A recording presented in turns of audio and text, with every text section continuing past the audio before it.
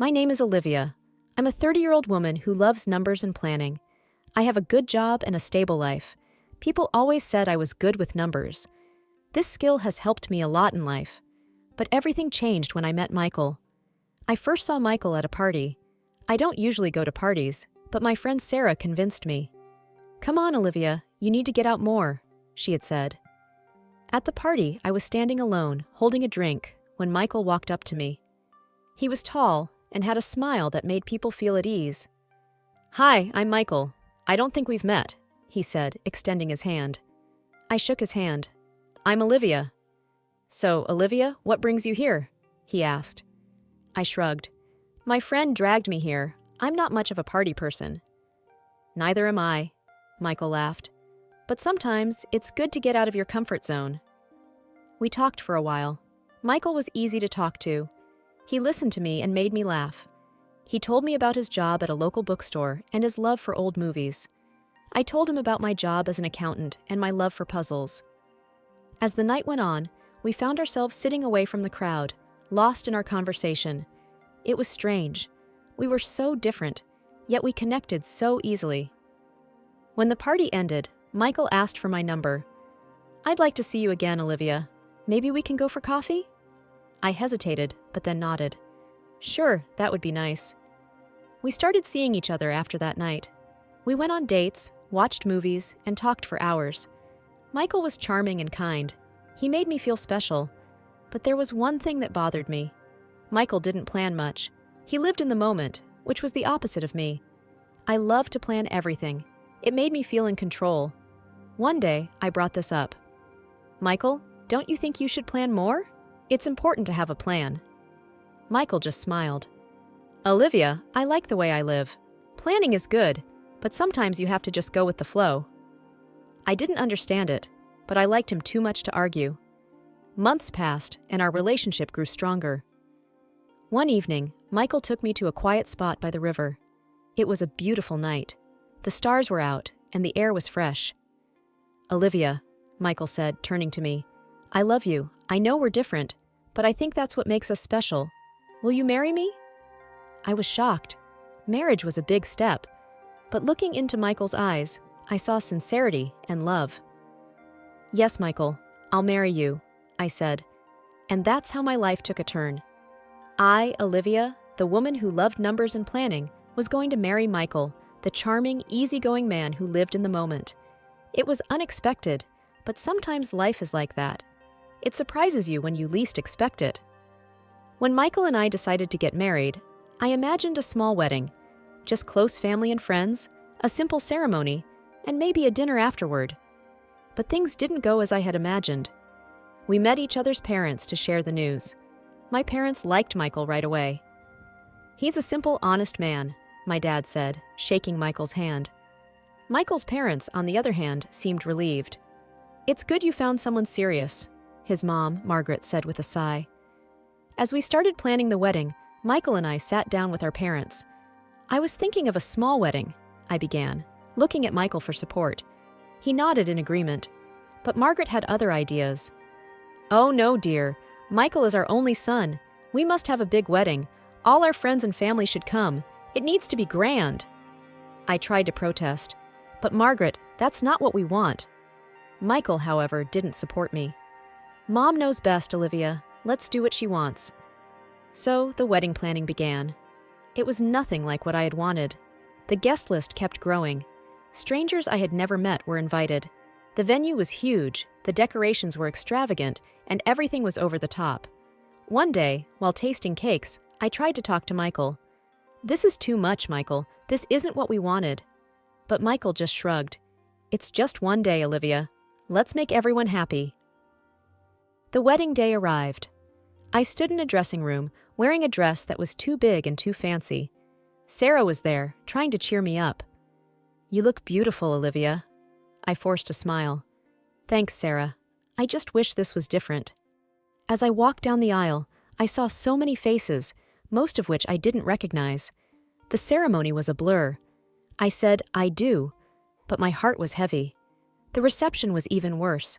Loud music, too many people, and Margaret hovering around, making sure everything was as she wanted. At one point, I stepped outside for some air. Michael found me. "Hey, are you okay?" he asked. I looked at him, feeling a mix of emotions. "This isn't what I wanted, Michael. This isn't us." Michael took my hand. "I know, Olivia, but it's just one day. We have our whole lives ahead of us." I wanted to believe him, but standing there, surrounded by a celebration that felt more like an ordeal, I couldn't help but wonder if I had made a mistake. I loved Michael, but our wedding, something that was supposed to be about us, had turned into something unrecognizable. And that worried me. The days after the wedding were supposed to be happy, but they weren't. Michael and I settled into our new life, but something had changed. And then, Margaret came into the picture in a way I hadn't expected. It was a Tuesday morning. I was getting ready for work when the doorbell rang. I opened the door to find Margaret standing there with a suitcase. "Margaret, what a surprise. Is everything okay?" I asked, confused. "Oh dear, I thought Michael told you. I'm staying with you for a while. My house is being renovated," she said, pushing past me. I was stunned. Michael hadn't mentioned anything. I called him at work. "Michael, why didn't you tell me your mom was staying with us?" "Oh, I forgot. It's just for a few weeks, Olivia. It's not a big deal," he said casually. But it was a big deal. Margaret didn't just stay with us. She took over our lives. She had opinions on everything, what we ate, how we cleaned, and especially how we spent our money. One evening, I came home to find Margaret sitting at the kitchen table with our bills spread out in front of her. "What are you doing, Margaret?" I asked, trying to keep my voice calm. "I'm looking at your expenses. You're spending too much. As a family, we need to save," she said, not looking up. I was shocked. "Margaret, these are our personal finances. It's not your place." Margaret finally looked at me. "As your mother-in-law and an elder, it is my place. I'm just trying to help." I wanted to argue, but I knew it wouldn't help. I walked away, feeling frustrated and invaded. The situation got worse. Margaret criticized everything I did. One Saturday, I was making breakfast when she walked into the kitchen. "You're making pancakes? That's too many carbs. You should make something healthier," she said, frowning. I took a deep breath. "Margaret, I appreciate your concern, but I can make my own decisions about what I eat." She tutted. "I'm just saying, a wife should take care of her health." I felt my anger rising, but before I could say anything, Michael walked in. "What's going on?" he asked. "Your mother is telling me how to cook now," I said, my voice shaking with anger. Michael looked uncomfortable. "Mom, maybe you should let Olivia do her thing." Margaret rolled her eyes. "Fine, but don't blame me if things go wrong." That night, I tried to talk to Michael. "I can't live like this. Your mother is controlling everything." Michael sighed. "She's just trying to help, Olivia. She's old and set in her ways." "But this is our home, Michael. We should make our own decisions," I argued. Michael didn't say anything. He just went to bed, leaving me alone with my thoughts. I had reached my limit with Margaret's constant meddling and criticism, especially regarding our finances. It was time to take a stand. One evening, as we all sat in the living room, I decided to bring up the subject. "Margaret, I've been thinking," I began, trying to keep my tone neutral. "How about we do an experiment? For 1 month, let's keep separate budgets for our expenses. Then we can compare and see who's more efficient with money." Margaret raised an eyebrow. "An experiment? Interesting. You think you can manage better than me?" I nodded. "Yes, I do." Michael looked uneasy. "Olivia, is this necessary?" "Yes, Michael, it is. I think it's a fair challenge," I said firmly. Margaret smiled, almost smugly. "All right, dear. Challenge accepted." So, the battle of budgets began. I kept meticulous records of every penny I spent, making sure to be as efficient as possible. Meanwhile, I noticed Michael sneaking extra cash from the joint account, but I didn't say anything. The month flew by, and soon it was time to compare our expenses.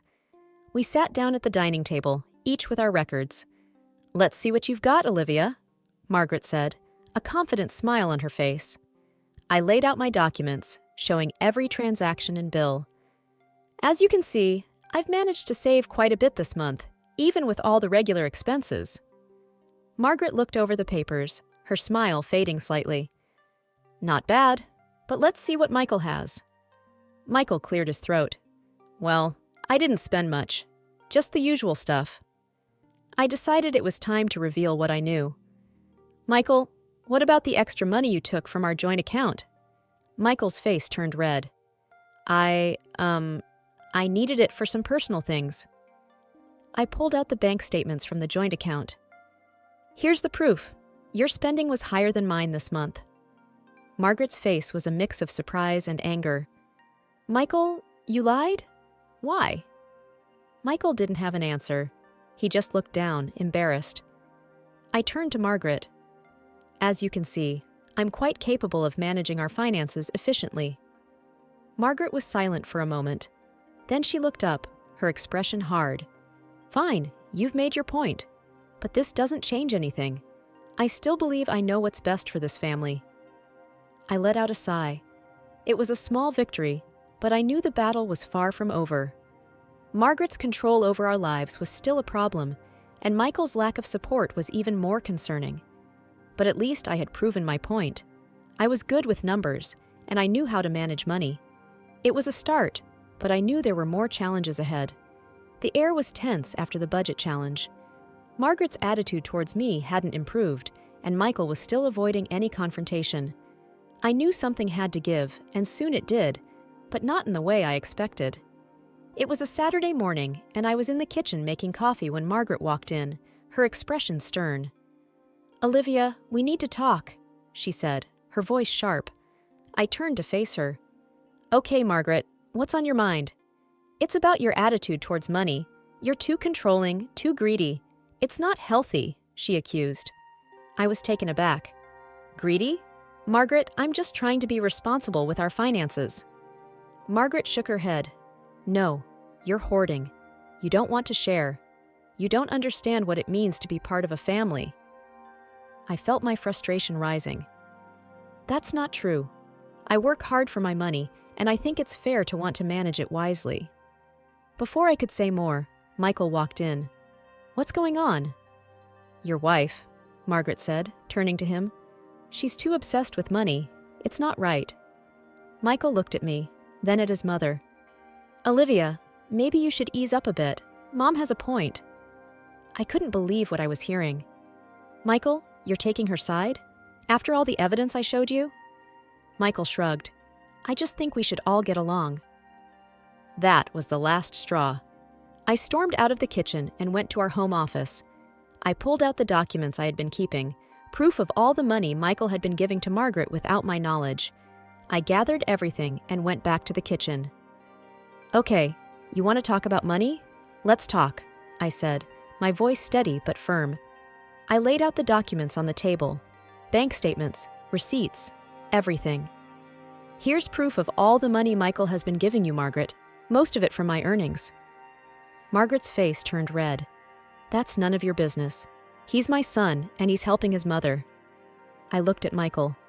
Did you think I wouldn't find out? Michael looked away. I just wanted to help her. I turned back to Margaret. And what about the wedding? You wanted a grand affair. Who do you think paid for that? It was me, against my wishes. Margaret was silent, her mouth a tight line. I took a deep breath. I've had enough. This is not how a family should be. I work hard for my money, and I won't be accused of being greedy or controlling for wanting to manage it responsibly. Margaret looked at me, her eyes cold. So what are you going to do? I met her gaze. I'm going to think about what's best for me. This can't go on. With that, I left the room. I felt a mix of anger, frustration, and sadness. My marriage was crumbling, and the family I had hoped to be part of was nothing like I had imagined. It was time to make some tough decisions. But for the moment, I just needed some space to think and to breathe. The house felt colder, the walls seemed to echo my thoughts. I spent the next few days mostly in silence, contemplating my next steps. I knew a conversation with Michael was inevitable, and it came sooner than I expected. It was a quiet evening. Michael walked into the living room where I was sitting, a determined look on his face. We need to talk, Olivia, he said. I nodded. Yes, we do. He took a deep breath. I've been thinking, and I've made a decision. I waited, my heart pounding. I want things to go back to how they were. I want to spend my money how I like. I don't want to argue about it anymore, he said. I looked at him, trying to keep my emotions in check. Michael, it's not just about the money. It's about respect, trust, and partnership. We're supposed to be in this together. He shook his head. I can't live like this, constantly being questioned and judged. So, I'm giving you an ultimatum. Let me spend without restraint, or we get a divorce. His words hit me like a punch. I felt a mix of disbelief and clarity. You're giving me an ultimatum? Yes, he said firmly. I took a moment to gather my thoughts. Okay, Michael. If that's how you see our marriage, then I agree to the divorce. He seemed taken aback.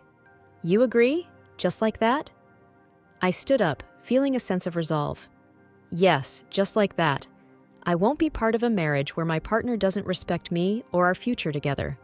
I deserve better. For the first time, I saw a flicker of doubt in his eyes. Olivia, are you sure? I nodded. Yes, I'm sure.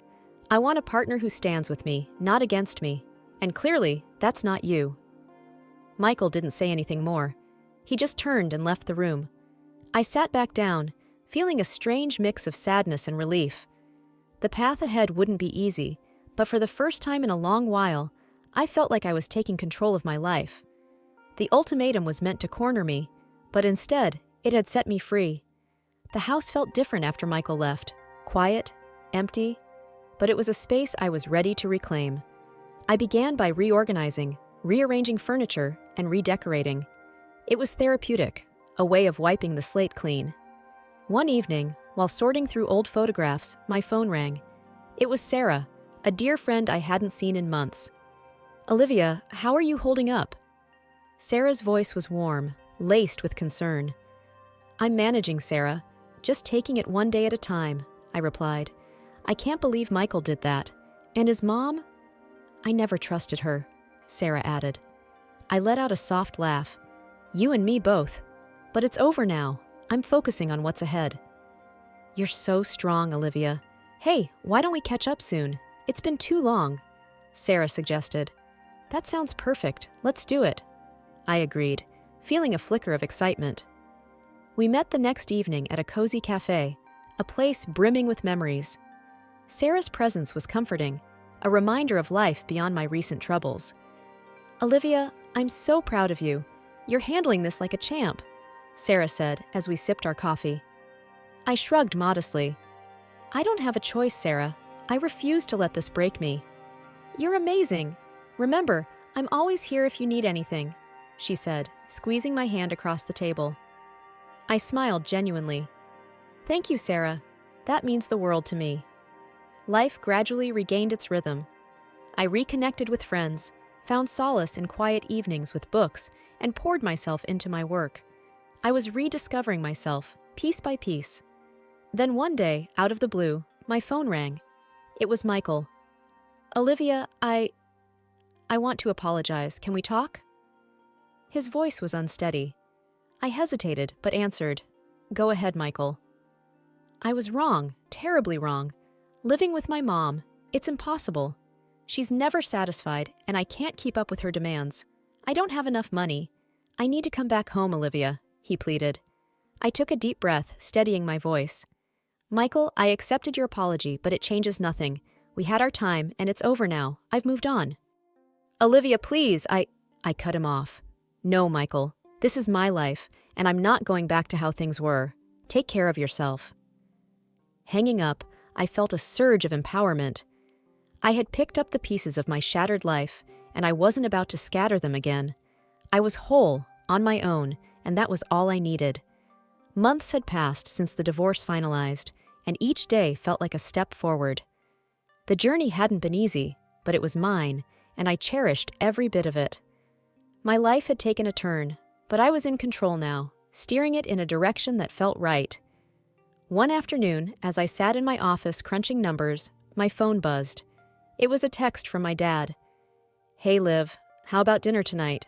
Just the two of us. I smiled and quickly typed a response. Sounds great, Dad. See you tonight. Dinner with my dad was always special. He was the one who taught me to be strong, independent. We met at our favorite diner, a place that felt like home. As we settled into our booth, Dad looked at me with his kind eyes. How are you holding up, kiddo? I'm good, Dad. Really, I am. It's been tough, but I'm finding my way, I answered honestly. He nodded. You're strong, Olivia. Always have been. I'm proud of you. We talked about work, about life, about everything and nothing. It was comforting, familiar. Later that week, I was at the grocery store when I bumped into an old acquaintance, Emily. We had lost touch over the years, but seeing her felt like a pleasant surprise. Olivia, it's been ages. How are you? Emily greeted me with a warm smile. Hey, Emily, I'm doing well, thanks. Life's been interesting, I replied with a chuckle. We chatted for a while, catching up on old times. Before parting ways, Emily said, You seem different, Olivia. More at peace, I guess. I thought for a moment. I guess I am. It took a while, but I'm finally in a good place. The days turned into weeks, and weeks into months. I had reclaimed my life, my space. I indulged in hobbies I had long forgotten, spent time with friends, and found joy in the little things.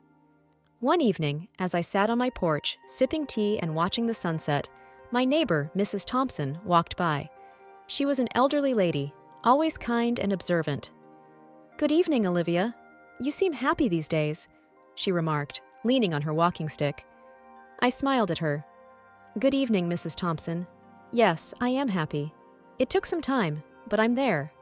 She nodded approvingly. Good for you, dear. Happiness is something we all deserve. As she walked away, I sat there, soaking in the calm of the evening. The journey had been long, filled with ups and downs. But as I looked back, I realized that every step, every stumble had led me here. I had lost a husband and a troublesome mother-in-law, but in return, I gained something far more precious, myself. I was complete, just as I was. A calculator in my head and a heart resilient enough to start anew.